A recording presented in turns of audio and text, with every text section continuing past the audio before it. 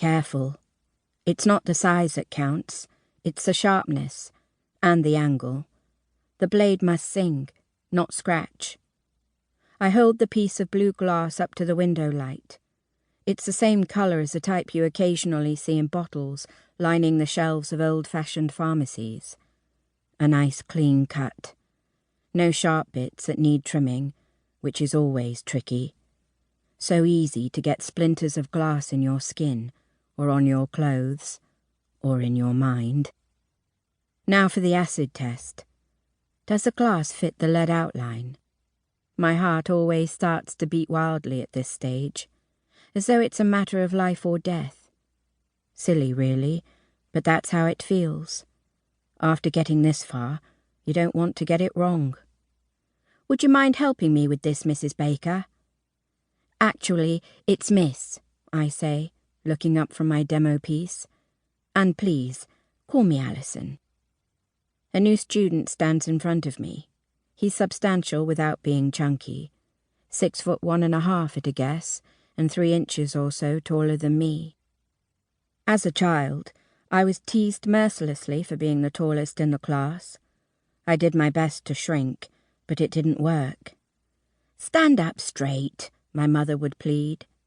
She meant well, but all I wanted to do was blend in, not to be noticed, to hide my slightly overlarge nose, my thick-framed mud-brown glasses, and my braces. My perfectly put-together sister, on the other hand, had that gift of innate confidence that made her naturally poised. Nowadays, I've learned there are some advantages to my height. You can carry off clothes that others can't, or put on a pound or two without it showing. Yet, every time I pass my reflection in a mirror or shop window, I am reminded to push back those offending shoulders. "Alison?" I am jolted back to the present. The man asking the question is, at a guess, in his early to mid-30s like me. The more the years go by, the less I want to give out an exact figure. It makes me panic about the things I thought I'd have done by now, and that somehow haven't happened. In fact, this is the one place where maturity doesn't matter. It's the steadiness of the hand that counts. Making stained glass windows might seem like an innocuous craft, but accidents happen. "I can't quite remember, Alison, what you said about stretching the lead." The man's voice is deep as it slices through my thoughts. Not many men sign up for these weekly courses I run at the local college. When this particular student arrived at the first session last week, I felt an instant fluttering of unease. It's not just the way he keeps staring, or his intelligent questions, or the confident manner in which he scores his glass, even though it's a beginner's class, or his name, Clive Black, which has an authoritative abruptness. Nor is it even the way he said Alison just now, as though he found it intriguing rather than everyday. It's all of these things. And something else, too, that I can't put a finger on. Over the years, I've learned to trust my instinct, and it's telling me right now to watch out. Wearing my protective gloves, I pick up a thin, slightly twisted piece of lead, about a foot long.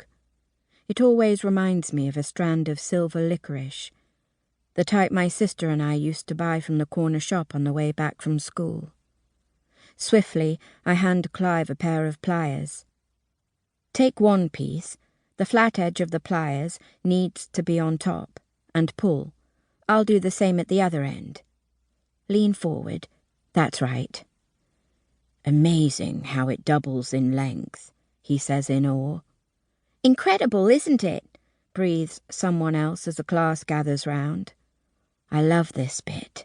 Excitement is catching. I pick up a different trimming knife. The funny thing is that I've been clumsy ever since childhood, yet this is the one area where I never falter. "Next, we'll wiggle the blade from side to side and then push down," I say. "Anyone want to try?" I address my question deliberately to a horsey-faced woman who has been in several of my courses. Once, she even offered to leave a positive review on my Facebook page, and was distinctly disappointed when I confessed to not having one. "Don't you need it to publicise your work?" she'd asked incredulously. I'd shrugged casually in an attempt to hide the real reason. I manage without it.